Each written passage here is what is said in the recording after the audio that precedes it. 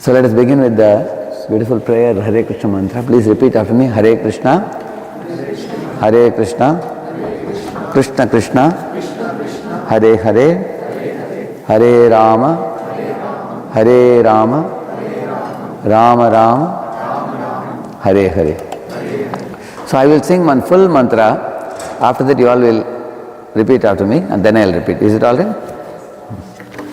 Hare Krishna,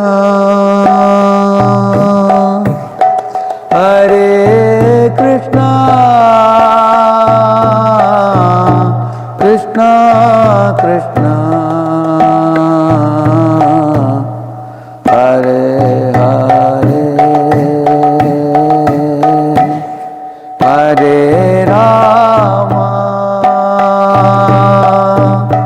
Hare Rama,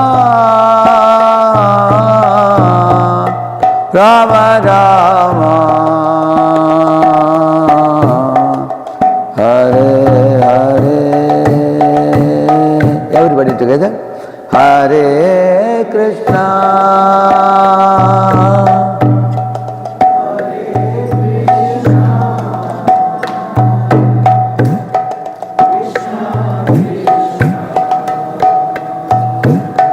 well, Kartals.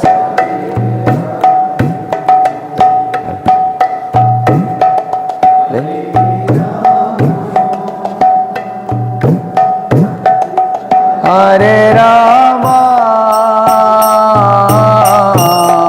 Rama Rama,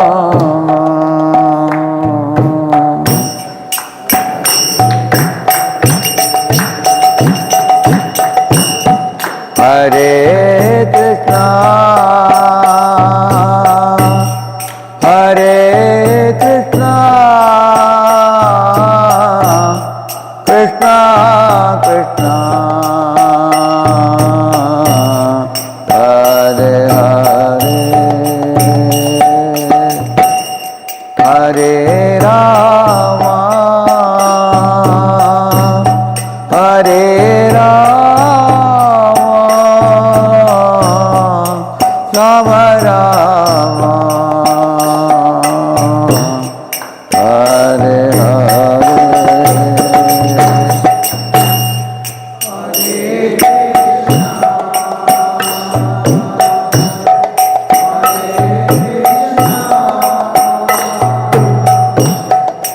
Krishna Krishna, Hare Hare, Hare Rama, Hare Rama,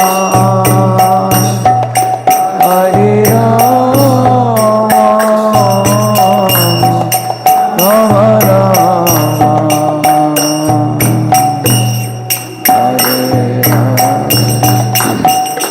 Hare Hare Krishna, Hare Krishna, Krishna Krishna, Hare Hare, Hare Rama, Hare Rama, Rama Rama, Hare Hare, Hare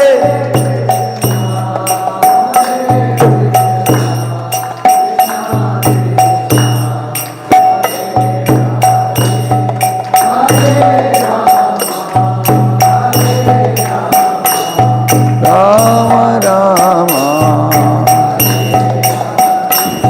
Hare Krishna, Hare Krishna, Krishna Krishna, Hare Hare, Hare Rama, Hare Rama, Rama Rama, Hare Hare, Hare Krishna.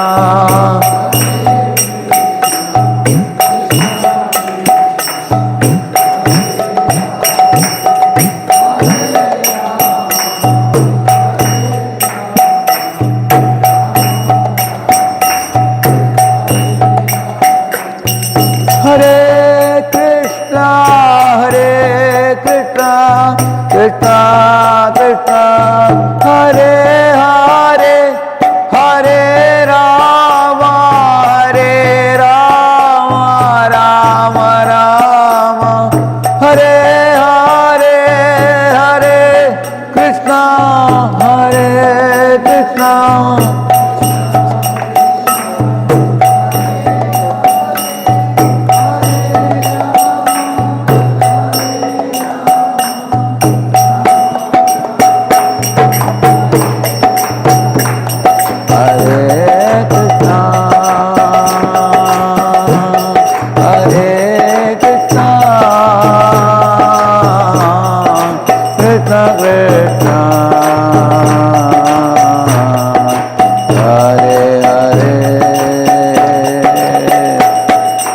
Hare Rama, Hare Rama, Rama Rama, Hare Hare.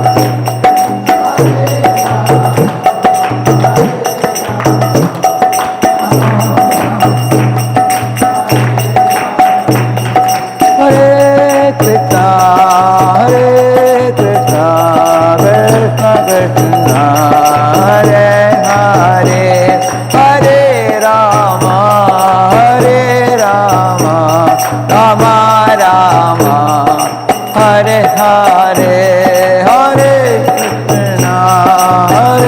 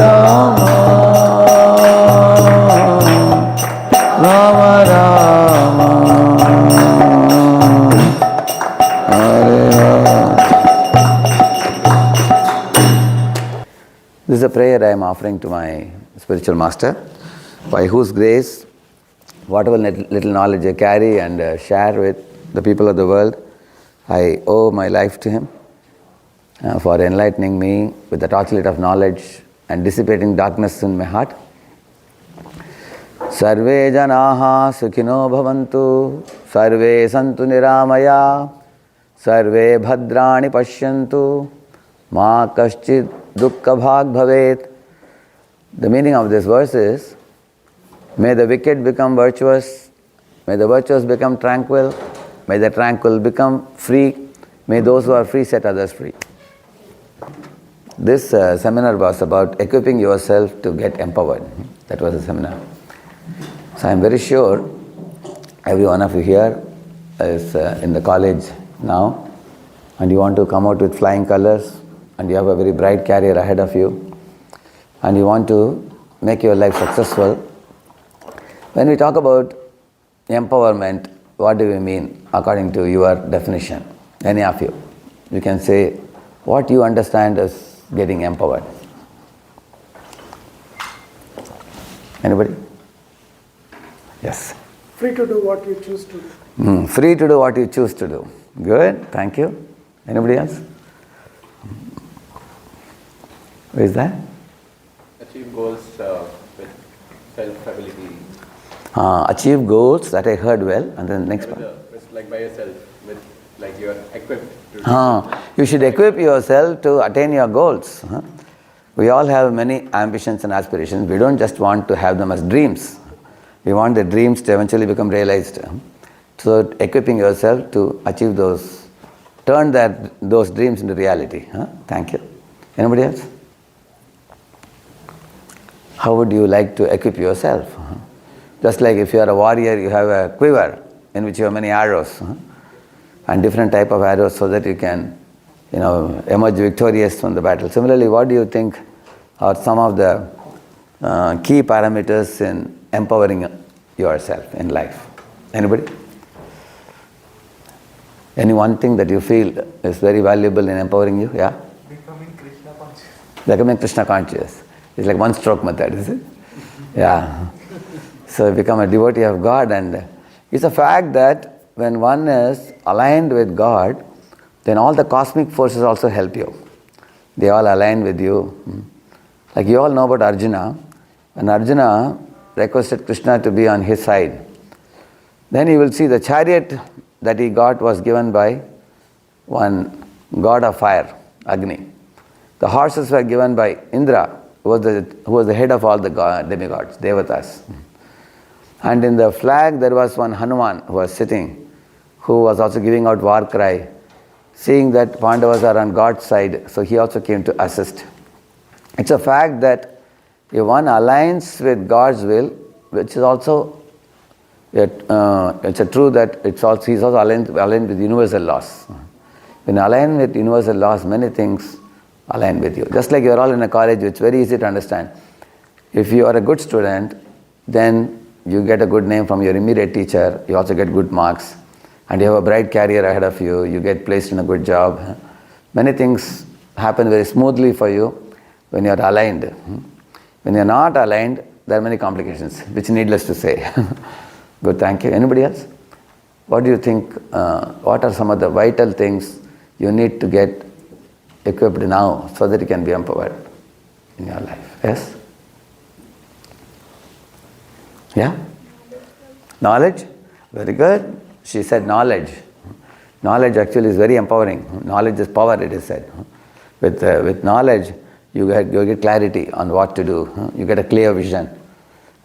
Without a clear head, you have a confused head. With a confused head, you don't know where are you heading to. First vision, then action. Isn't it? Imagine there is a hole ahead of you. You're walking on the road. If you're looking there and walking, you'll fall into the hole, and after that you wonder, where am I? Instead of that, if you're looking at the hole, then you can go by the side. So we need vision first. Vision first, action next. Look before you leave. Good, give her an applause. That was surely one of the 5 things I was about to say today. She released one answer. One answer she has released. Clear vision. Thank you. I'm wondering whether others can release the other 4 items also. Let us see. Anybody else? Otherwise, anyway, I will show you now. Yes? Where is that? Yeah. And what did you say? intelligence. Intelligence. That's also related to head.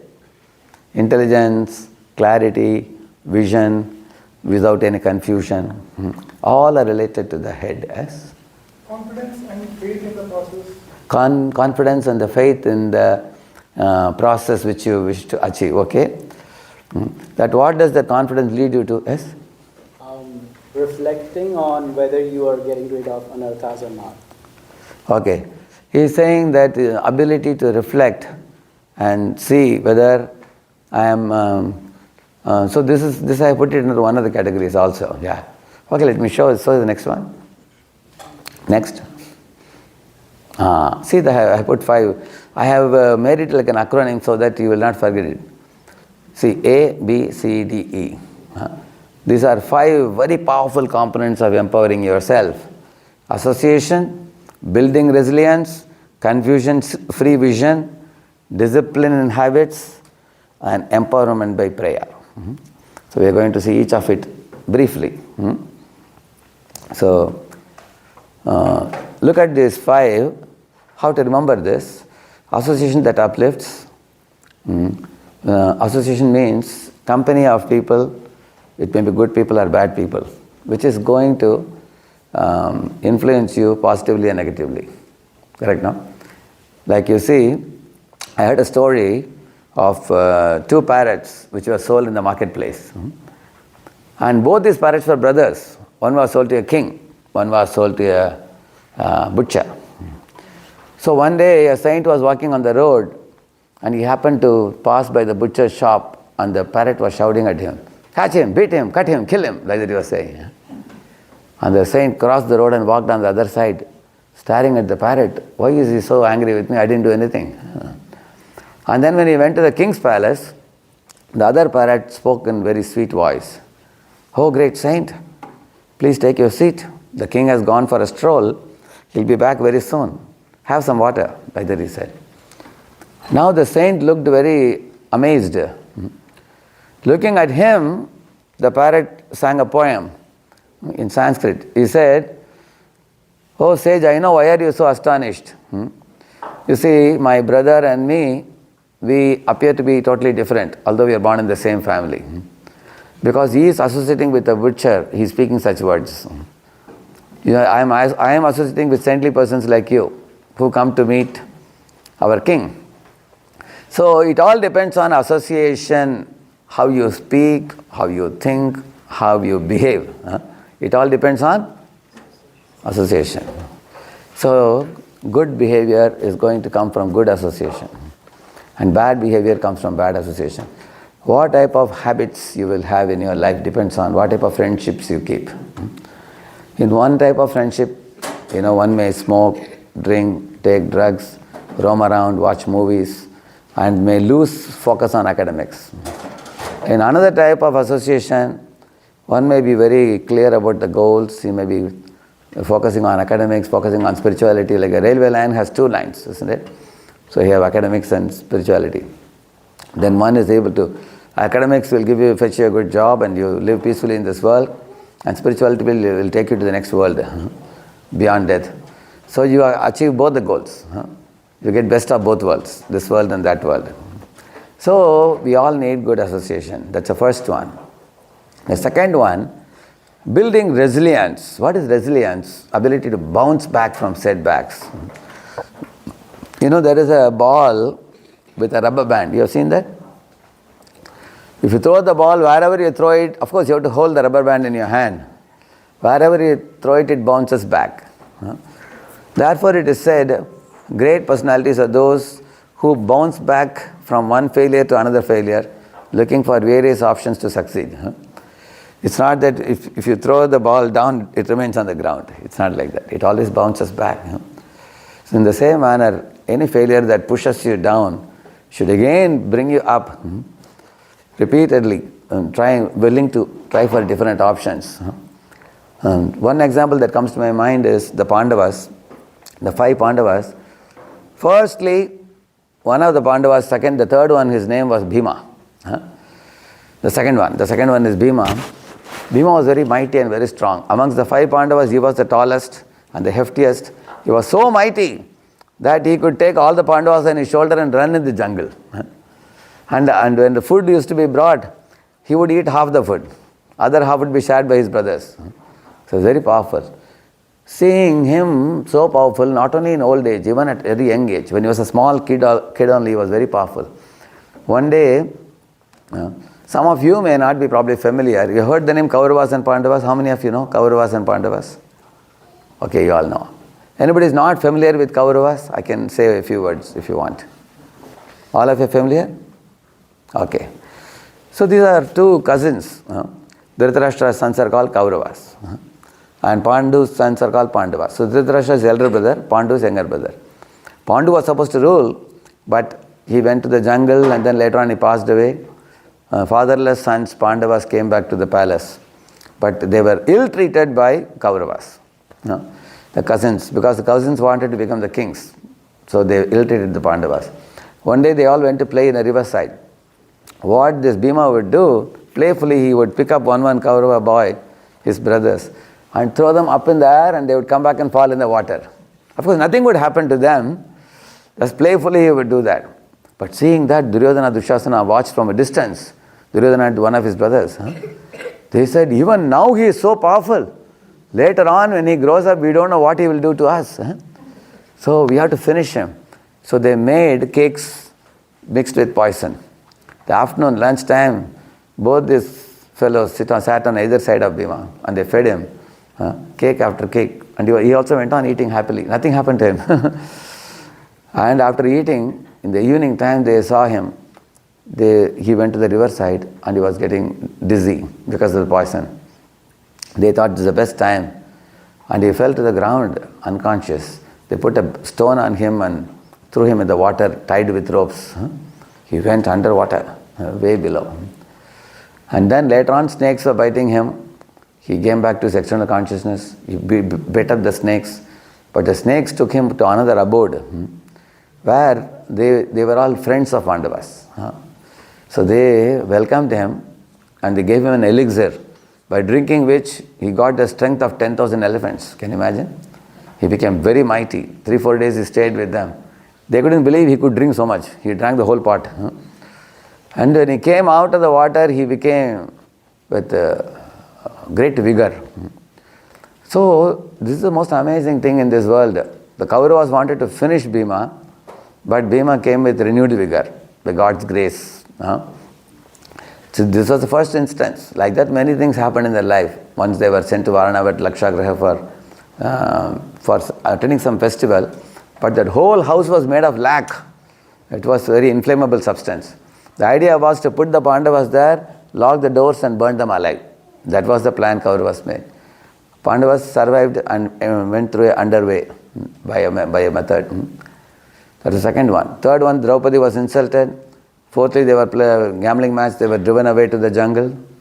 And fifth, when they returned back, they were not given the kingdom back. I was just thinking, if any boy or girl in the modern times faced these kind of inevitabilities, they would have immediately contemplated on suicide. And we see that happening everywhere in the world nowadays. People are very vulnerable even to small problems. I heard recently a story, it was very surprising and shocking to me. In India, it happened in India, one of the cities. One boy got placed in a company, he got something like 10 lakhs per annum or something in India. And he sent it in a WhatsApp group to all his friends that he got a job. So his girlfriend replied back saying that, what is so great about it? Your friend got 18 lakhs per annum. Like that she made a comment jokingly. But this fellow couldn't take it, he committed suicide. Can you imagine? He thought, what will other friends think about me? They will laugh at me. Sometimes the peers can be very cruel to you. That is why it is that peers can pierce you. Sometimes. So, you can see that people are not able to take it. Such a small comment, he couldn't take it. I was just thinking, Pandavas were not just getting comments, they were literally made assassination attempts. So how many of you would like to have an inner strength and resilience like the Pandavas had? Yes? We should have a rock-like heart to be able to face such inevitabilities in life. So that's called resilience. You just don't bother about, you have to have a thick skin when foolish people ridicule you, mock at you, make fun of you. Let the dogs bark, caravan goes on. Go on with your life. You need that type of resilience to bounce back from your challenges in life. Thirdly, confusion-free vision. This is a very important thing. Let me tell you a little incident and then you will appreciate this point about why of the college journey. That's the third point about why. Most students don't ask the question why. Why am I studying in the college? You ask any student, why are you studying? I have to earn a degree. Why do you want a degree? I have to fetch a job. Why do you need a job? To earn money. Why do you want to earn money? Either can be married. And after that, what do you do? I die. And where do you go? I don't know. This is a typical answer most of the students would give.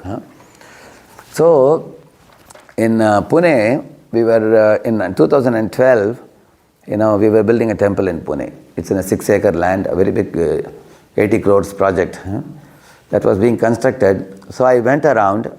I went and met one of the masons there. I asked him, what are you doing? I just casually asked him, what are you doing? He said, I am just putting bricks and making a wall, he said. Another mason, I asked him, what are you doing? He said, I think I am making a hall, he said. And third fellow, I asked him, what are you doing? He said, Swamiji, I can't explain to you how blessed I am, he said. I asked, why do you think yourself being blessed? He said, in my life, for the first time, I am building a temple for God. Although I built many, many housing colonies, bungalows, but I never built a temple. This is one chance I got in my life, he said. So out of the 3 fellows, whom do you think is most conscious? Third fellow. He's fully aware. So he is able to do the activity or the work with a purpose. Similarly, when you are a student, ask yourself, why are you a student and why are you studying and what do you intend to do in life with your education? Like for example, somebody is becoming a doctor. One doctor student was telling me that I always had a desire to do something for the society. I had a desire to offer some service to the people in the society. So many people are suffering. So that fellow became a doctor. So I invited him to our classes. Then he became a Krishna conscious devotee. Then he said, earlier I was thinking I will cure the body of the people. Now I also understand the knowledge of the soul. I can help the suffering souls also. So he became doctor for the body and the soul now. So because he had some purpose when he came. Similarly, some people work for the safety of the environment. Some people want to make this world a better world. I'll tell you one true story of Ratan Tata. He saw one time a husband, wife and 2 children were going in a bike in India, in a scooter. He felt pity looking at them. On that day he took a vow that I'll create a car which will not be more than 1 lakh rupees in India. Because generally cars, even the cheapest cars are 5 lakh in India. So he wanted to make a very cheap car for such poor families. And eventually he came up with the nano car, which is a small car. Many other car industries became afraid that if he sells this car in 1 lakh, he will also not get much profit and we also will not get our cars sold. They very much discouraged him. They told him that sell this 1 lakh car in 5 lakhs so that you will get good profit. From every car you can get 4 lakhs. He didn't do that. He sold the car in 1 lakh because he did it with good intention. Which means you can be a businesswoman or a businessman with such good intentions also. You can have an ethical business. You can have a moral business. You can have a business where you don't harm the mass of people. Like, there are cigarette industries, there are slaughterhouses, there are liquor industries, there are gambling industries, and there are so many types of polluting industries. So you can, after your education, you can think of doing something which will not harm the world around you, rather it will uplift the people around you. So in this way, you should have some vision after your education, not just blindly just making money selfishly and just eat, drink and be merry, you see. That's the third one. Fourth one, discipline in habits, taking initiative and making things happen. Actually, without discipline, you can't achieve anything in life. Have you heard the saying, no pains, no gains. No pains, no gains. Unless you are ready to pay the price and follow the process, you will not be able to achieve anything in life. For example, one small kid was very naughty. He would come home and go to play at 5 o'clock. Mom would tell him, my child, see, a couple of hours you can play, but 7 to 9 you have to study. He will say, yes, I am coming back, but he will never come back. He would come back at 9 directly and eat his dinner and go to sleep. And this went on for 3 months. Then the mom understood that this fellow will not listen to me. I have to teach him the importance of studying. So one day she took him to the garden and told him, my child, you pluck these grasses, she said, small grasses. He could easily pluck them. Then she showed a bigger grass. With little effort he plucked. Then she showed a sapling. With a lot of effort he twisted and turned and he plucked it out. Then she showed him a thorny bush. Can you pluck this? The boy never even tried also. He said, there is no use trying. How can you remove the thorny bush? Then his mom taught him a very important lesson. My child, small weeds are easy to pluck at the early stage. The more they grow bigger, they are very difficult to remove. In the same manner, bad habits also. Bad habits can be uprooted in the early stage. But in later stages, they become bigger and bigger and thicker and thicker. They become very difficult to remove. Then you'll have to probably bring an axe to remove them. One lesson she taught. And then she showed the boy a mango tree, which was a large mango tree with a lot of mangoes. She plucked some mangoes, washed it, offered to Lord, and then gave him. So she ate some and she gave him some. The boy said, Mom, it's so nice. How did this mango tree come? Did it come on its own? She said, no. Such good mango trees don't come on their own. She said, I planted it, I watered it, I fenced it, and daily I was paying attention to it. I gave manure to it. Therefore it has grown so big.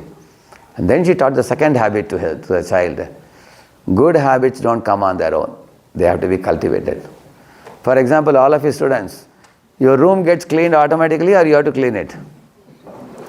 How, at the same time, is it difficult to make your room shabby or easy? To keep your room shabby, is it easy or difficult? How many of you say it's difficult? To keep the room shabby? Keeping the room shabby is famous activity of many of the students. Everybody knows. That comes without even teaching. But what is difficult to do is to keep the room clean. That means good habits don't come on their own. They have to be cultivated. Bad habits come on their own. Like the weeds. Do the weeds, you cultivate the weeds or they come on their own? The sound is not good enough. All right? Okay. The weeds come on their own or you cultivate them? They come by their own. Whereas like mango tree, apple tree, they don't come on their own. You have to cultivate them. So it's the second lesson she taught. You have to cultivate. So the fellow learnt it. So good disciplines don't come on their own. You have to cultivate. Like for example, sleeping early, rising early, eating pure things. These things are not very easy unless you cultivate them. Like somebody eats junk food and gets the consequences and they learn and they go to a dietitian and the dietitian prescribes, don't eat this, eat that. Then only they come to discipline. Otherwise, without good discipline, you don't learn good things. You see, our mind is like a mad elephant. A mad elephant is a bad elephant. Very dangerous. It can, it can toss the cars. It can turn the cars. It can kill people also. Whereas a good elephant can do many good activities. So, all of us, I am sure, we want our mind to be trained mind, good mind, not like untrained elephant. So that's about the discipline. And the last one, empowerment by prayer, means prayer is the difference between what you can do and what God can do. That's the difference. Like you are one, God is infinity. If you can include God in your program, so 1 plus infinity, you can imagine how big it is. That's what Pandavas did. Arjuna did that. So we will learn about that. So let's proceed now. You will remember this ABCD. A for B, build resilience. C, and D, E. So you all will remember at the end. If I ask you, you all will be able to recollect, right? Okay, go ahead. So this is the first one. Is the word letters too small? So you see here, Arjuna was confused in the beginning of the Gita. He was not knowing what to do, whether to fight the battle or not fight. The problem was his cousins were on the other side, but they were very atrocious. They were actually not willing to give the Pandavas even 5 villages. When the Pandavas said, although Pandavas deserved to rule the whole world, the Kauravas were not ready to give even 5 villages to rule for them. And Lord Krishna is speaking here to Arjuna. He gave Arjuna a confusion-free vision, very clearly, why you should do what you should do. Let me ask you a simple question. If a boy was trained in an army for about 10 years, when the war comes, he has to go for the war now. But his mom is crying and saying, my son, please stay at home. If you go in the war, you may die. Better you don't go, stay with me at home. So should you stay at home or should you go for the war? How many of you say you should go for the war? Okay, how many of you say you should stay at home? Anybody? Okay, all of you agree. Okay. So you understand the point. What is lower and what is higher, you understand. That's what Lord Krishna taught him. Lord Krishna told him, for the sake of dharma, to establish the truth, one should fight, one should not hesitate. So Lord gave him a confusion-free vision. Another important thing in this first point is that Arjuna sought guidance from Krishna. That's very important. In our life, many times we are confused and we try to come up with some solution on our own, which is not possible. We need some higher guidance. We have to seek guidance. It is said, tap the door shall be opened. Seek guidance and the guidance shall be given. So one has to make an effort like Arjuna did. Although he was a very great warrior, very highly learned and talented, he had his own arguments also. And he presented the arguments to Lord Krishna, and then Krishna spoke back to him. Finally Arjuna agreed. Mind is seeking clarity.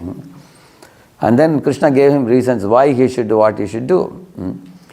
So what is the why of your college journey? That I discussed it with you. Clarity is the first step to empowerment.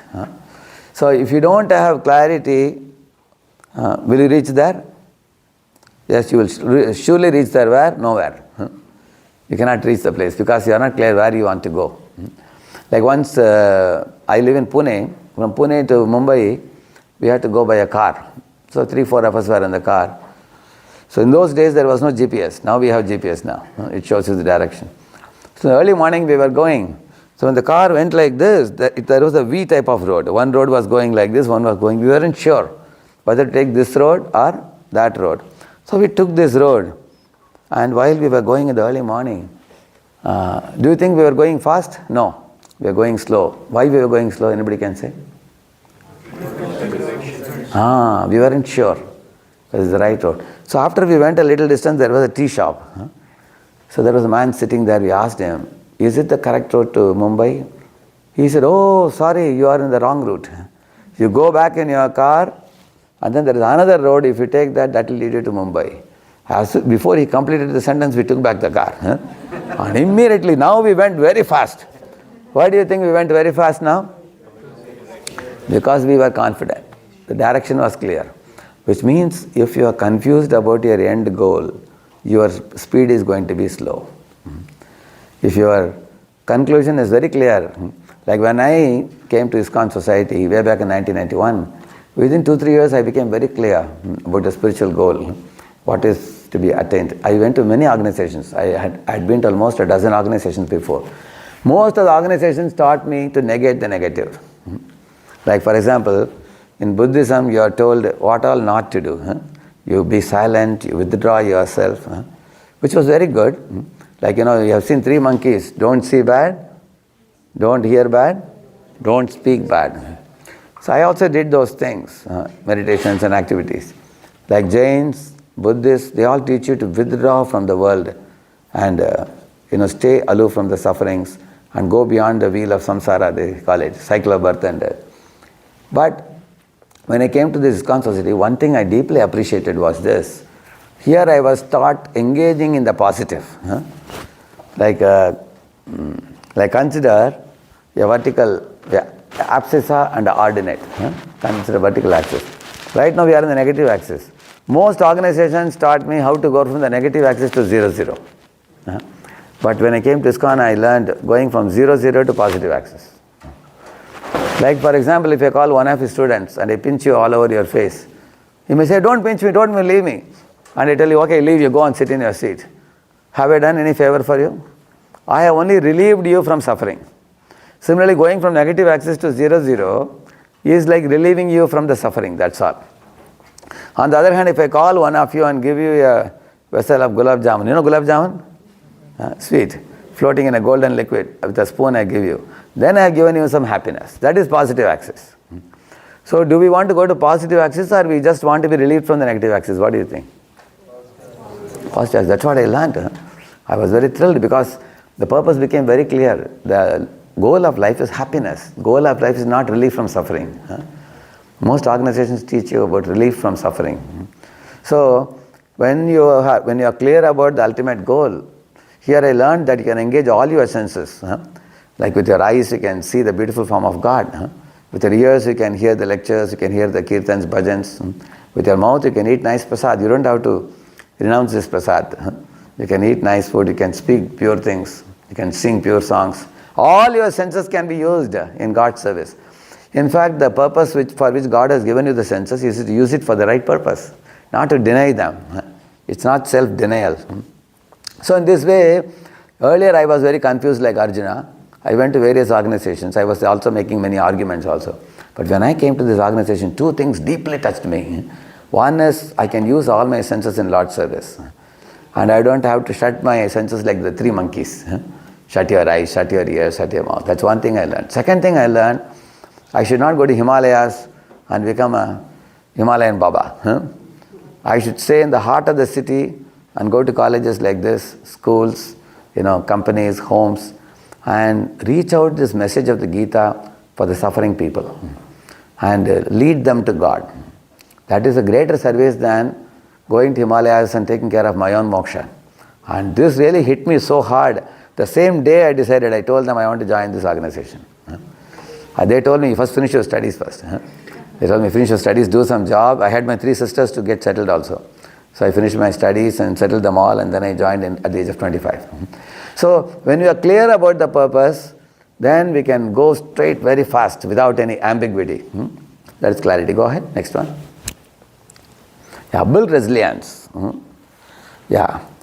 In Gita, Lord Krishna teaches us a very interesting lesson about happiness. This is going to be a life changer for you. You can show fully all the 4 you can show. Yeah. He is saying something very interesting. When suffering comes in your life, don't take it too seriously, because suffering is not going to stay forever with you. It will go away. Just like in the night, don't look at the darkness of the night and cry, because darkness will go away, sun will be rising in the morning. That's what Lord Krishna taught Arjuna. These are things which come and go, do not worry. In that connection, I am telling a story in the next line. Show the next slide. See, there was a king who had his birthday, and the king said, whoever gives me the best gift, I am going to give some $5 million, a very, very special prize. Imagine, somebody is going to give you $5 million, and the king said, but you can give me a gift which is worth only $10 also. But it has to be an extraordinary gift, he said. So everybody was thinking very deeply what type of gift I should give for the birthday of the king. So many people got different gifts for the king. So one man got a very simple, probably $20 ring. In that ring something was written. When the king read it, he chose that ring for the first prize. And that fellow got $20 million. He got the prize. Can any of you guess what might have been written on the ring? That's already written on the screen. It was written, this too shall pass away. Why the king appreciated it so much? Whenever the king got success in his life, he would tend to become proud. Then he would look at the ring. What was written? This too shall pass away. So then he gave up the pride. Because I can't be proud, because success is not going to remain with me forever. Say you got first rank in the class this month. Maybe next month you may get second rank. Somebody else may be first rank. So can you be continuously proud? You can't be. Therefore this too shall pass away, appreciated. And whenever there was suffering in his life, he would look at it. What was written? So when he understood this too shall pass away, will he feel suffering anymore? No. What a wonderful formula. How many of you like it? Correct, no? So nothing to worry. Because suffering comes, it goes away. Then happiness comes. That's the nature of this world. Happiness and suffering. Victory and loss. Profit and loss. Or victory and failure. These things keep coming, going. And it's not only for you or me. It's for all of us in this world. Only spiritual world is a world where you are always happy. Whereas when you come to material world, here it's a mixture. Because everybody in this world has come with some desire for enjoying separate from God. So this combination always comes. So do not worry. Now this also reminds me of another story. In one village there were 2 landlords living next to each other. So one landlord was a devotee and the next landlord was not. He was a simple man. So one day a horse came to the first landlord's house, and the neighbor came and said, good luck, you got a horse. Huh? And this fellow said, it's all Lord's will, he said. And then 1 week later the horse went away. So the neighbor came and said, alas, it's bad luck for you. A horse came on his own, now the horse went away, he said. And the man said, it's all right, God gave me a horse 1 week ago, now 1 week later he has taken it back. I don't feel I lost anything. It's all God's will, he said. And 1 week later, the horse went and brought a mate also along with it, she-horse also. So 2 horses came. Oh, he said, double good luck, he said. Now you got 2 horses now. The man said, so Lord's will, Lord send me, he said. Then 1 week later, his son went for a ride on the back of the horse. And the horse galloped so fast, it overthrew the boy, and the boy broke his leg. The neighbor came running and saying, oh, it's bad luck for you. Although you got 2 horses, your son broke his leg. Very unfortunate, I'm very sorry, he said. And the man said, okay, it's all Lord's will. You see, whatever happens, nothing happens without his sanction, he said. And the next week, the country people, the army people came for drafting the young boys. So the neighbor's boy was drafted. And this boy had a broken leg, so he was not drafted in the army. So the neighbor came running and said, again, your son's breaking the leg is a good luck, he said. Otherwise he would have been drafted in the army. So the man said, you are always like a pendulum going between good luck and bad luck. For me, whatever God has arranged, I accept it, he said. So this is the advantage of understanding this Gita's message. Know well that whatever situation God is putting you in, it's not a question of good luck or bad luck. How you utilize it to your advantage. That is most important. Like for example, crematorium is considered an inauspicious place. Correct? Crematorium is a place in India we bury or we burn dead bodies in India. But that can become an auspicious place. Do you know how? One family called me, can you come to the crematorium? One big man has passed away. I said, I have no time, I have some other appointments, I said. They said, 300 people are coming, and we want you to give one Bhagavad Gita to them, and give a half-an-hour lecture. I said, I'm immediately coming. I took boxes, put in the car, and I went there, gave a half-an-hour lecture, gave 1 copy of Bhagavad Gita to everybody. So the crematorium turned into an auspicious place. It's not a question of good luck or bad luck. What do you do with it? Like one man lost a job. He didn't lament. He said, I'll try for another one. When he tried for the second job, he got double the salary. The next job. Then later on he was saying, I think God kicked me out of the first job so that I can get a better one. He thought like that. So in your life, there is no need to lament in any situation. Whatever happens to you, you learn from the past and be progressive towards the future. Don't unnecessarily get bogged down by the past and keep lamenting. Next. And the third thing is association that uplifts. See, if you connect with the wrong peer group, that can be very degrading. It can lead to a downward spiral, you see. And in right association, you can get inner ignition. Inner ignition means you get uplifted. You get more advantage. It turns out to be an advantage for you. Good peer association. So, the first box I have shown peer association. The right side box I have shown role models. There are great people whom you adore in your heart, and you walk in their footsteps and you also get uplifted by that. So, similarly, in spiritual life, by the saintly association, saints are those who can lead you from this world to that world. And saints are also those who can clearly throw torchlight and show you what is right, what is wrong, what is to be done, what is not to be done, what to pick, what to drop. They can clearly show you.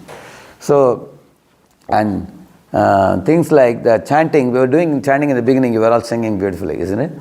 So this kind of singing is very calming and uplifting, and it erases the unwanted stress and depression and bad habits, addictions. They are all erased. I have a video with me of Florida University research. It shows when you chant and sing regularly like this, it erases depression and unwanted habits and everything. It removes it. So these are all uplifting things. So here comes the important point. In the beginning I told you the story of 2 parrots. Remember that? So whom are you going to connect with is a very, very important thing. Like we say, birds of the same feather flock together. Parrots fly with parrots. Cranes fly with cranes. Geese fly with geese. You see that. Similarly, devotees should always go with devotees. So, if you really are looking for a quality life, then you also should look for quality friendships. Recently, I had gone to one house. One of the devotees, little girl was telling, she is in a school now, she was telling, wherever I turn around, the students are doing so many bad activities. I am worried, whom can I connect with? Then I asked a simple question. In your class, don't you have even 10-20% students who are clean in their habits? She said, oh, definitely we have at least 10-20% at least. So you have to be very choosy to hand-pick friends. You should decide who are the people I can be friends with. And then you put two of your friends on either side of you. One friend this side, and they are like your bodyguards. They will always speak pure things to you. And in this way, you will not be polluted by bad association. Next. So here, Arjuna made friendship with Krishna. And Krishna heard Arjuna very well. In the whole first chapter of Gita, Krishna doesn't speak a word. He is listening to all the problems of Arjuna. And then when Arjuna accepted Krishna as a guru, then Krishna gave him first class advice. And he made Arjuna victorious in the battle. And later on, Pandavas became kings of the whole world. So, Pandavas always were walking the path of dharma and truth. And by Arjuna's friendship with Krishna, everything came out very well. So in your life also, if you make friendships with good people, elevating people, people whose company can make you think properly, you have to have such friends. So in India, we have more than 100 centers where we have about 15-20 youth staying together, like a youth hostel kind of thing. We call it as a voice, we call it. Vedic OSS for Inspiration, Culture and Education. It's called a voice, we call it. So in these voice centers, all the students rise early in the morning. They get up at 4 a.m., they take a bath and come, they do japa meditation, they have Mangalarti, Narsingharti, Tulsiarti, they do all that. They hear a half-an-hour class and take prasad together, and they go to college, come back in the evening. So we have a very simple formula, morning for Krishna, evening for studies. So early morning they devote time to God, and evening 2-3 hours they study. We have a study chart. Most of our boys are 9-pointers, 9.5, 9.6 out of 10. They have a study chart which they regularly fill up. Every day they have to study 3 hours minimum in the evening. So, and they sleep by 9:30, 10, and they rise early in the morning. And they have very pure habits. They don't drink wine, they don't smoke cigarettes. They follow all pure lifestyle. So how are they able to do that? Because they're living in good company, staying with each other. Similarly, we have a group of girls also, staying in certain girls' hostels. There are about 8 or 10 girls are staying together like that. So in this way, in good association, you will flourish with good habits. Next. Yeah. You see, Dr. Abdul Kalam also had very good friends. He knew how to choose his friends who can encourage in uplifting discussions and discipline, things like that. See, what a funny thing, nice things he says. He says, cute friendship is when someone gets angry with you and say, I will never talk to you, and later on they come back and tell you that they're still angry. He says. So these are true friends, isn't it? True friends will not give you up. They can be your lifelong friends. Next. See, unfortunately, Duryodhana had bad association of Shakuni, his uncle, who was always misguiding him. And that's how it led to the downfall of the whole Kaurava dynasty. His friendships were with Karna and Shakuni, who were envious and ego-driven people like that. That fueled negativity in Duryodhana. So, you can do some soul-searching journal writing when you go back. Now, meditate and think about, in the last 2-3 years, what type of friendships I have had. Who are my friends? Write down the names. And which friend did what to you? Was the friendship you had uplifting or downgrading you? What they did with you? You can do that. Because there is a proverb which says, tell me the name of your 5 friends, I can tell you what type of person you are. That means your character is decided by your association. So it's a very important thing. Next. See, a sincere student, he joins a group of friends who are involved in partying, smoking or cheating in exams. Within a few months you will see that his values, character, everything is ruined completely and academic grades go down. So this is not something which you don't know. You know better than me because you are seeing in front of your eyes.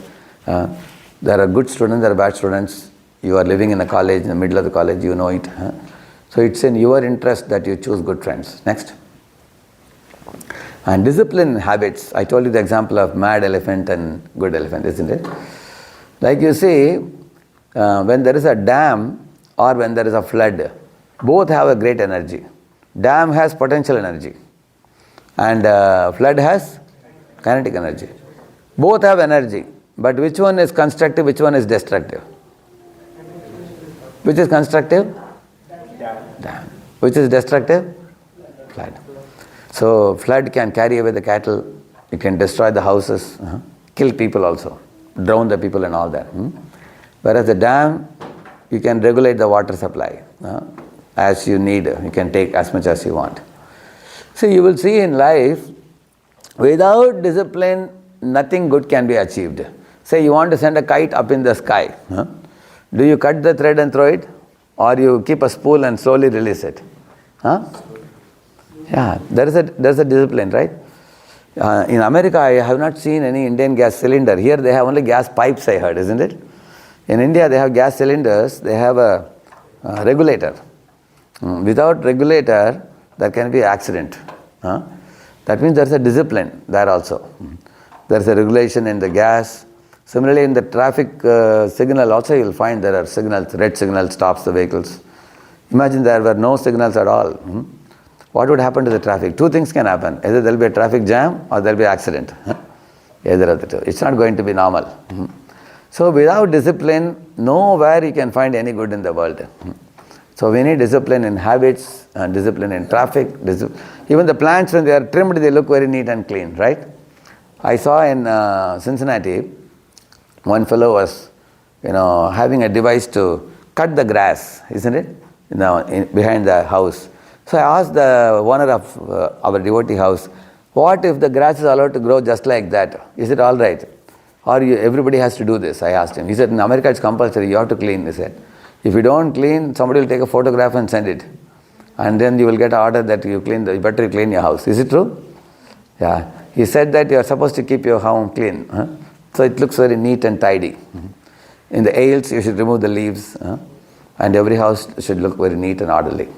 So, in the same manner, discipline is required everywhere. You look around in life, wherever something good is happening, there is orderliness, there is discipline. Yeah, next. So, although we need good habits, we also see that we are battling with bad habits. You see, the red one shows bad habit. And the white one is like an angel. We have an angel and animal within us. We have to nourish the angel and drive out the animal. And that is how the good discipline and good habits will do that work of nourishing the angel-like behavior and driving out the animal-like behavior. Because animal-like behavior is instinctive. Instinctive means you don't think much. You just get into action foolishly and then regret later. Whereas angel-like behavior means you are very thoughtful, what will benefit me, and then you engage in those activities. Next. I told you mad elephants here. That's mad elephant. Our mind, which is uncontrolled, is like that elephant. Show the below one, yeah. This is a good elephant, you see. Good elephant is drawing elephant. See, to draw an elephant, you need creativity. But it is doing that. And also that elephant is giving blessing. The elephant is carrying the Lord on the back. So, your mind can be like that good elephant. It's possible. But it requires training. So, how do we train the mind? The easiest way to train the mind is chanting. Like we carry this japa beads always with us. Hare Krishna, Krishna Krishna, Hare Hare, Hare Rama, Rama Rama, Hare Hare, Hare Krishna, Krishna Krishna, Hare Hare, Hare Rama, Rama Rama, Hare Hare, Hare Krishna, Krishna Krishna, Hare Hare, Hare Rama, Rama Rama, Hare Hare. So in each bead you chant one mantra. And total of 108 beads. It takes you about only 10 minutes only. Just 10 minutes you give a try every day. Try for a week. If you don't like it, you leave it. But if you like it, continue it. It's just 10 minutes Maha Mantra chanting. This kind of chanting and hearing, it is actually a prayer to God requesting Him to calm our mind. Next. You see, you are that yellow one, the soul, and you are awarded two more things, mind and the body. Mind is for storing, show the next one. Mind is for storing your desires. One more. Yeah, mind for storing your desires, plans, memories and all. And body is for executing it. Just like mind is like a microprocessor and body is like a servo motor. So you write program here and servo motor moves accordingly. Okay? Is it easy to understand this? So who are you? You are the soul. Now why is that mind given to you? I want to say a few words about that. You see, there is a spiritual plane, there is a material plane. Right now we are in which plane? Material plane, the material world. In the spiritual plane you only have the soul. You don't have any mind, you don't need the mind or the body. The soul itself has a spiritual body. It's very pure. And you have pure desires. But the moment we want to store impure desires, independent of God, then the mind is given for storing them. And with that mind we come to this world and the body is given to execute those impure desires or independent desires. And now what happens with us? We come with one desire. In one life we pick up 10 more desires. Then we carry in our mind with those desires to next body, we execute those 10 and becomes 100. In this way keep on rotating in this world. So the mind carries our good and bad desires like a wind carrying aromas. Like a good fragrance or bad fragrance it carries. Like that the mind carries. The next one.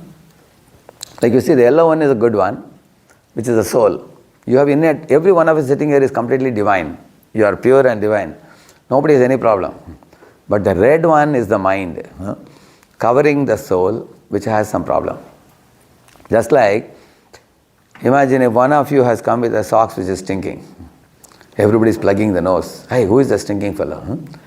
Actually, nobody is stinking, the socks is stinking. So whoever is wearing a stinking sock should be told to go out, remove the socks, wash his legs and come. Then there will be no more smell. Similarly, the soul is pure, but the mind covering the soul is like a stinking socks. It is carrying some impurities. But the good news for all of us is the stinking socks is washable, cleanable. Similarly, mind also is cleanable by chanting of Hare Krishna, I told you. Yeah, so we don't want those acquired qualities, bad qualities. When the water in the sky is pure, when it touches the ground, it becomes muddy. But again, you can render it pure by putting in a desalination plant. Yeah, next one. Look at this fellow. These are all bad habits. You see? He's overeating. Do you think he's going to do a good job in the company? Doesn't look so, Next one. Yeah, see this fellow?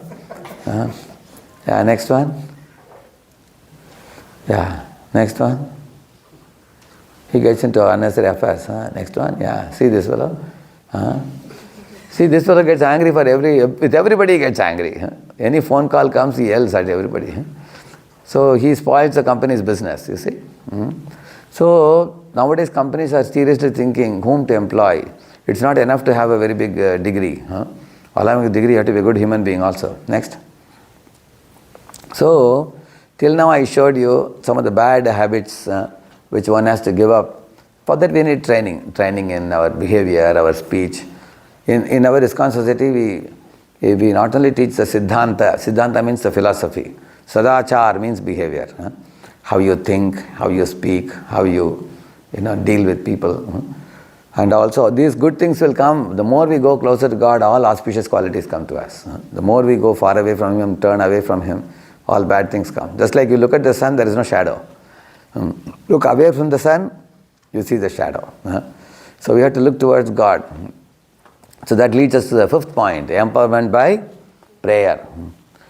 So prayer, meditation, mantra chanting, all these things when we do, Krishna is like the powerhouse. The word Krish means attract.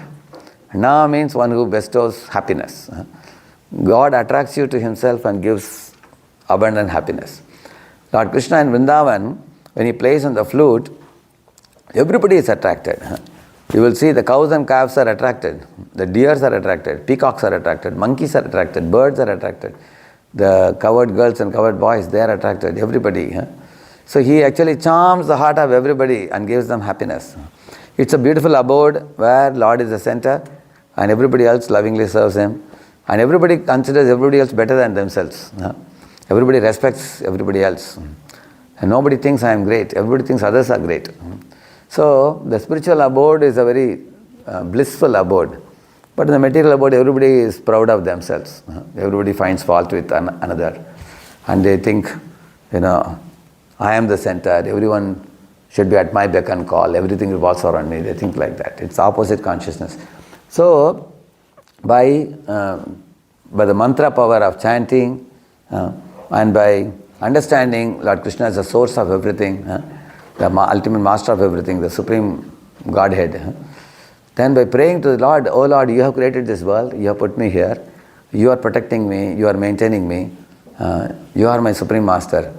Please guide me, lead kindly light. Even the Gayatri mantra which we do, it's called as lead kindly light.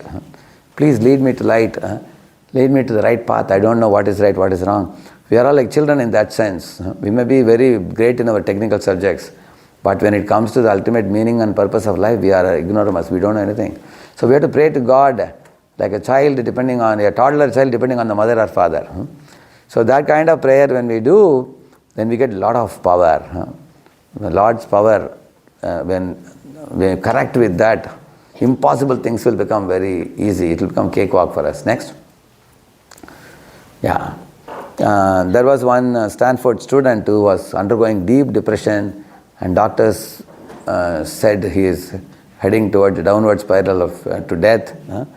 But eventually, the main reason for his depression was he was intrigued about the meaning and purpose of life. He didn't find any meaning in life. He thought people are just eat, sleep, drink and marry and die one day.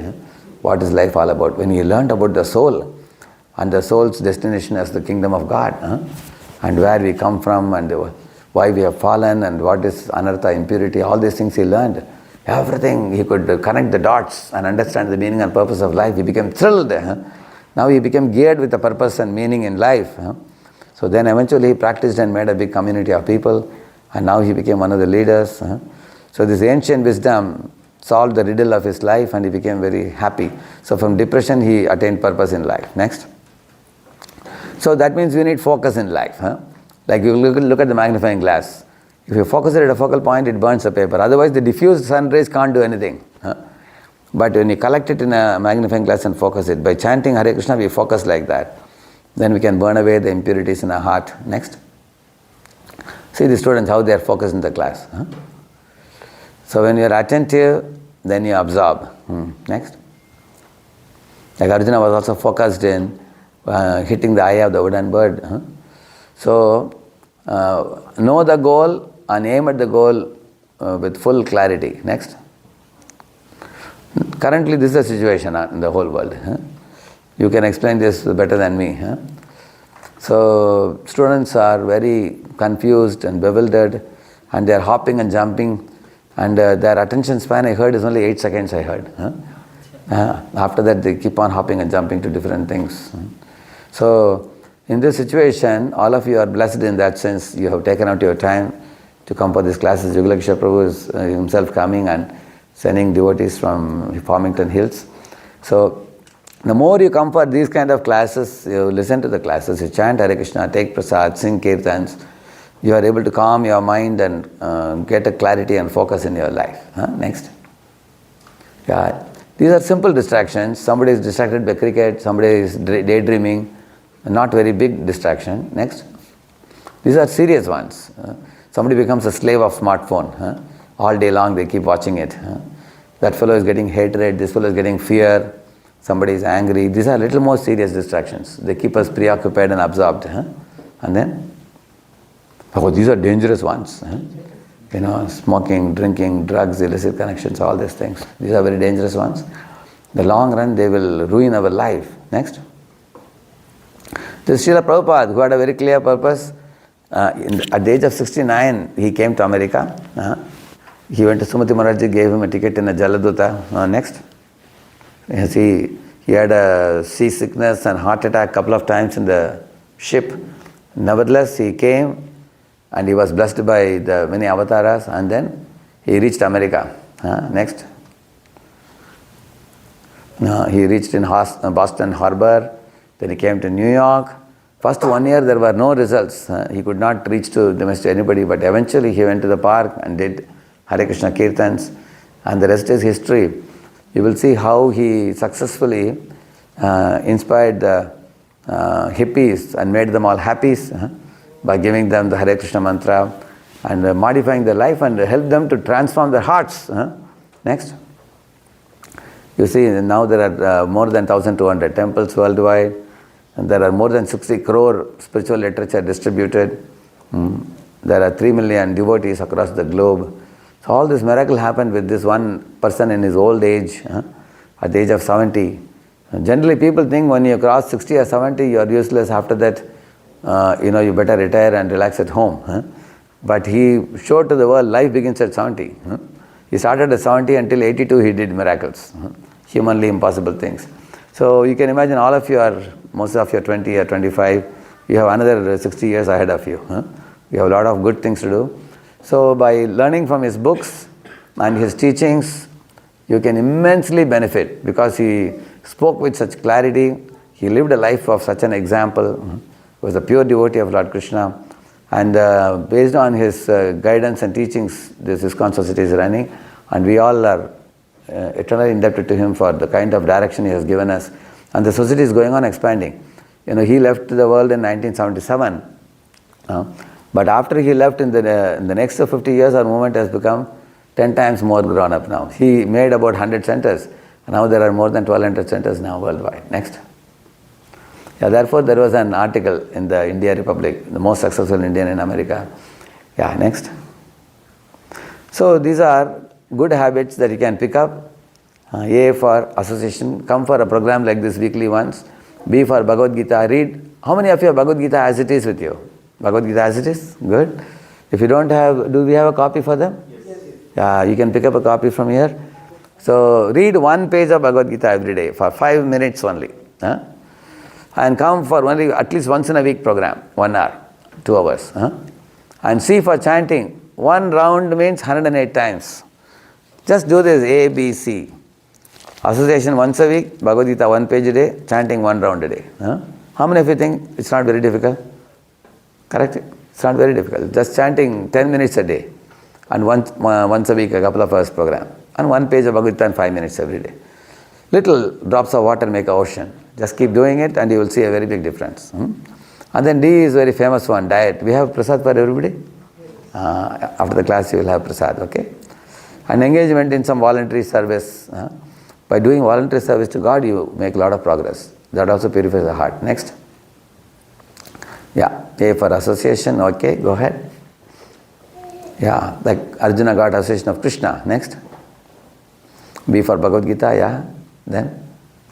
See, the crows eat dead rat and dirty things from this thing, whereas the swans always live in clean places. Similarly, those who want to become devotees of God should cultivate clean habits of reading books like Bhagavad Gita and not read those literature which are mind degrading. Next. Next. Yeah, go ahead. Yeah, that is crow class literature, swan class literature.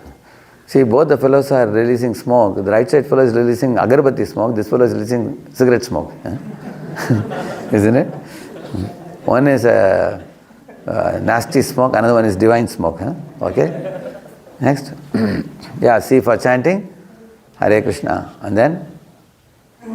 See, when you chant Hare Krishna, all our senses become controlled like the snake, you see? It plays like that, you see? And see, snake is controlled. Similarly, all the senses dance when you chant the holy name. They can become easily controlled because the snake has a poisonous tooth. When you chant Hare Krishna, the poisonous tooth can be extracted. And the poisonous tooth is our enjoying mentality. When the enjoying mentality goes away from the senses, then the snakes are harmless. Senses are harmless. Next. This is a PhD thesis by one David Brian Wolf on Hare Krishna mantra chant, which helps us to come to alpha level, where 13 to 18 cycles per second of brain waves, that is actually sattvic mode. By chanting Hare Krishna regularly, your sattva increases. When sattva increases, you become calm, cool, collected, you get clarity and everything. Next. Yeah, next. There is one neurologist study shows that even Mahamantra chanting can relieve you of schizophrenia. Can you imagine? Schizophrenia is actually a kind of fear. somebody is plotting at me and somebody is going to kill me and things like that. Unnecessary imaginative fear. So one can become free from even mental related illness, it says. There's a study done in Detroit. Yeah, next. Yeah, next one. Thank you, I've done I got a little late, I believe. Yeah. So, I can take one question, 5 minutes? Okay. Anybody? Yeah. Can take you the mic.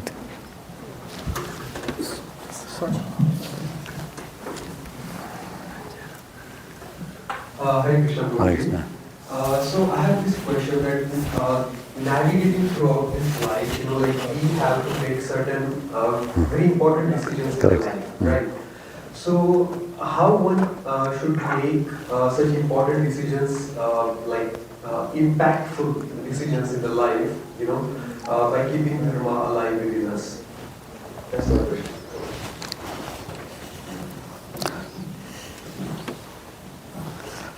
So for making that, we need 3 very important factors. One is your spiritual mentor above you. Then the Shastras.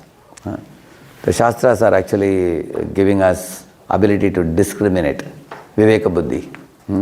What is right, what is wrong, what should be. For example, there may be some business which may give you big profits, but it may be sinful. Correct, no? And which route we should take. So the Shastras, the Guru, Sadhu and Shastra, it is said. So you can consult your spiritual mentor. You can also consult the Shastra also. Then you also can consult somebody who knows about your career well. Because we need character, competence and devotion. All the 3 we need. We need character means like how you treat money, how you treat women and how you follow integrity. And how you have the maturity to respect others' rights and opinions while safeguarding your rights and opinions also. So one should know these things. So you need a good character and competence in the field and then the devotion. So these factors should be taken into account, and one of the easiest ways to deal with all this is have a spiritual mentor who guides you. Consult the Shastras also about dharma. And then consult people in your field of career and then go for a decision. And also one should think about the long range effect of your approach. One should not think about what about today. Think in the long run. I'll tell you a little story, it will make it clear. There were 2 bakery shops, A shop and B shop. They were in the same lane in 2 extreme corners. The A shop was selling bakery items. He was making every month, $20,000 he was making. The B shop was making only $5,000. And everybody wondered why there's a big difference. Both shops are same size shops. But the B shop was run by a devotee. The A shop was run by somebody else. So the B shop owner was approached by many people who told him that you are not smart in business. And then they found that whenever there was a fungus coming in bread items, he would immediately throw it in the dustbin. He would not sell it, thinking that it may harm the buyers. Whereas in A shop, he would just brush it and sell it. He was doing like that. It went on for a while, maybe 6 months. Afterwards, suddenly some people got some food poisoning. They complained, and one of them died also. The matter went to police. Police sealed the A shop. And then everybody started talking, it's a fungus shop. They started talking. And the shop never opened after that. And all the customers of A shop went to B shop. So B shop was making $5,000. Now he started making $15,000. And he was making $20,000 in the beginning. Now the shop was closed down. So one should think long-range consequences of one's business. One may get profit in the short run, but in the long run he may not get by lacking integrity. So one should think about these kind of things also. Whether my business is ethical. The Volkswagen, what they did. There are many, Enron, Volkswagen, there are many examples of people who adopted a corrupt approach, and it's only a matter of time after which they were exposed. Correct, no? Yeah. Thank you. Anybody else? Yeah.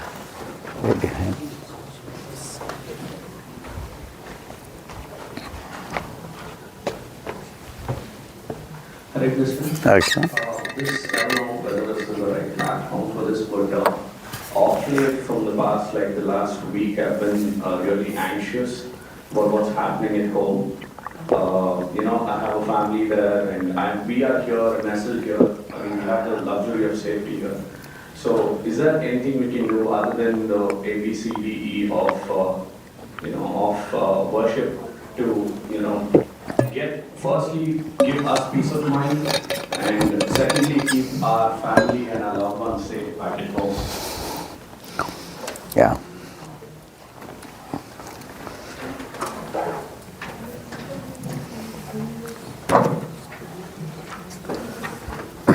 So in India, they are preparing the Indians to face the inevitability now. On 7th May, yesterday I think, 7th May, we did a blackout of the whole western side of India to prepare that in case there are generally bomb drops and other things will happen in cities. And now it's not going to happen in every house, it's going to happen in prominent scientific labs, wherever they are producing defense items and things like that. So, in this way, both the countries are preparing to find out the best intelligent means to attack the other country. It's an unfortunate thing, but they say that between 2025 to 2029, the period is not good. Even the planetary positions are not good. This was predicted 10 years ago. I have already heard those videos before. And exactly 2025, they said it's starting now. You can see that because the planet's combination is not good now at the moment. So, they say that you have to prepare ourselves. In our life also, when you're going in the ocean, sometimes there is calm, everything is calm. Sometimes there is storm. So when it is calm, that's a time for us to prepare ourselves. And when there is a storm, we have to face it. Like in army, when there is no war, they prepare the soldiers, train them. When there is a war, they fight. So this is a difficult time now. But as I told you, this too shall pass away. That we learned today. Yes, it's there. It's not going to go on for a long time.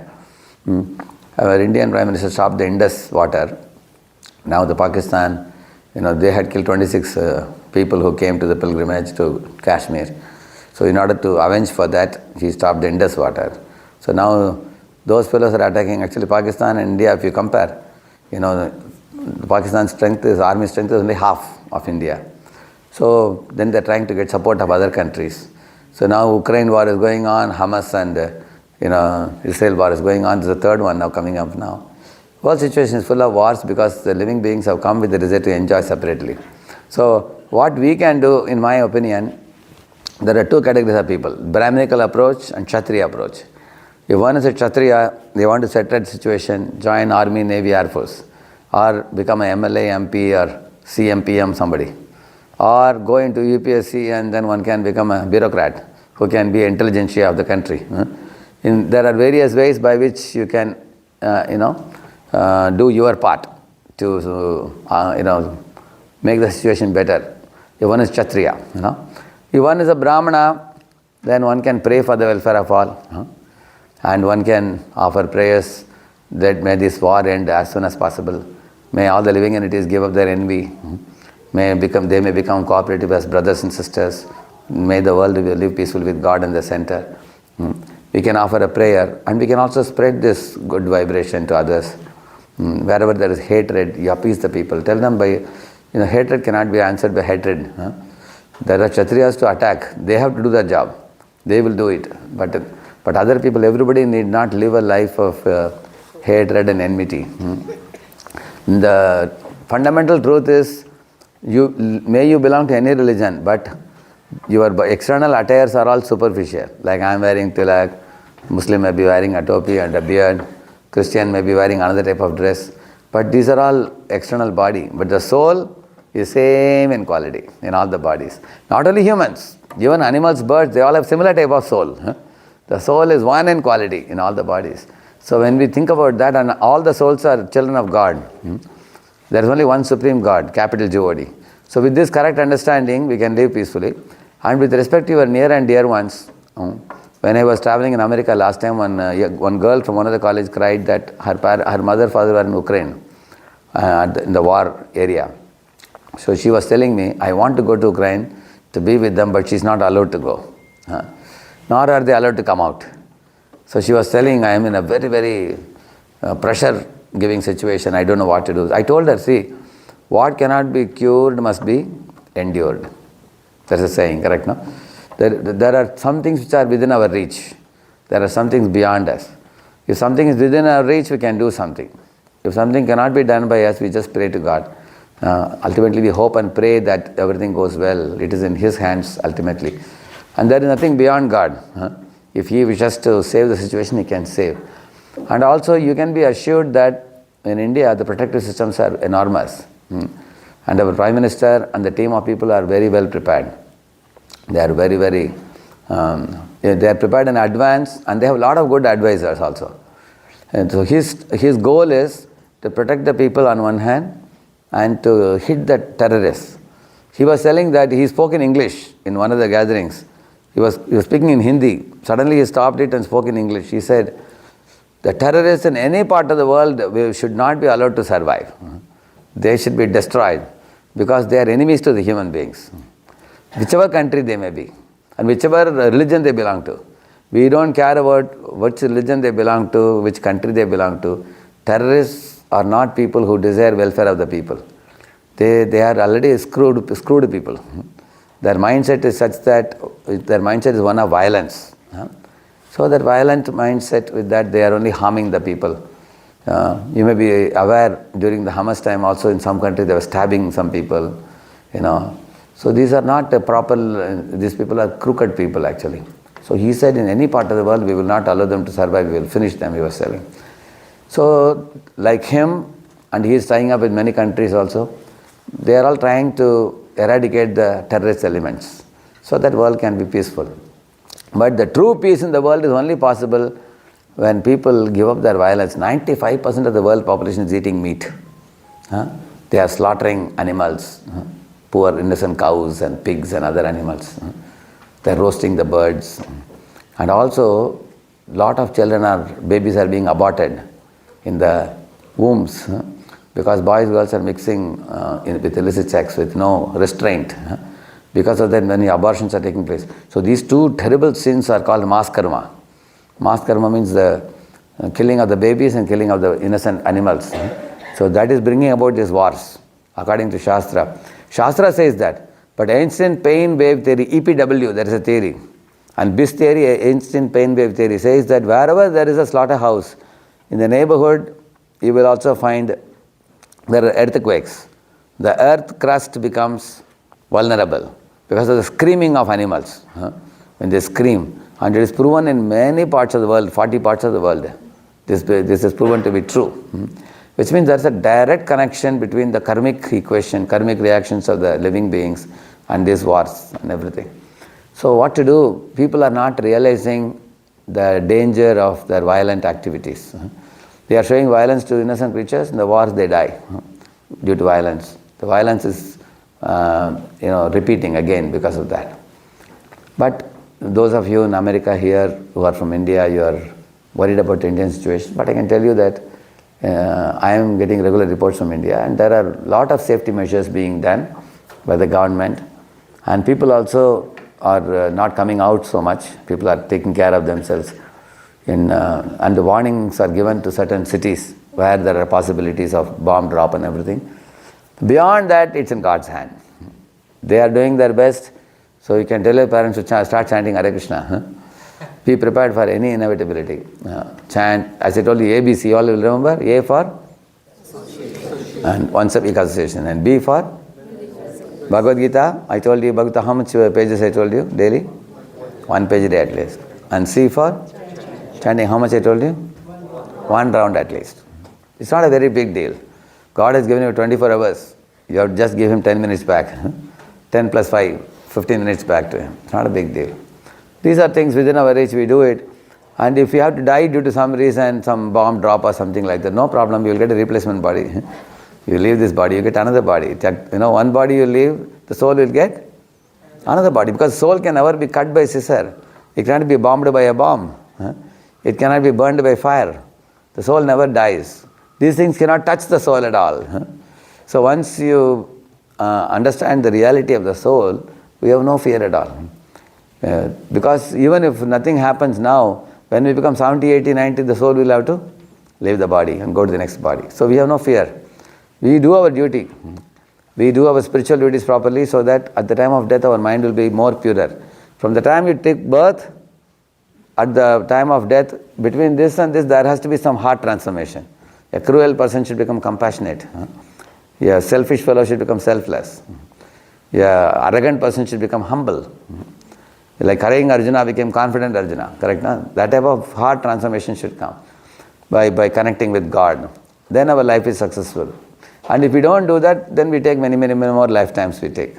Until our heart becomes pure and we awaken love for God. Only when our heart is full of love for God and love for all, then we are eligible to go back to God. So thank you all very much for your enthusiastic participation. It's getting a little late. You want to announce something? Yeah. Thank you very much for your wonderful class. And let us give a big hand to him. I have given my this thing. If they want to write any questions, they can write. If they want to write any questions, they can write in this one. Actually, now, any questions? Write an email to him. Radheshyamdasdevotionalvideos or www.radheshyamdasdevotionalvideos. And the way you can write him. Also, in recent past, first time we are doing Radheshyamdas, Festival of Chariots.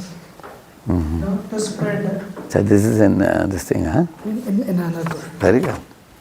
To spread peace and happiness, and as some of this maybe announcement, So, and there's a lot of violence happening around. So, in order to spread peace and happiness, in the recent past, first time we were doing this Festival of Chariots. You're all requested to attend. You're responsibility.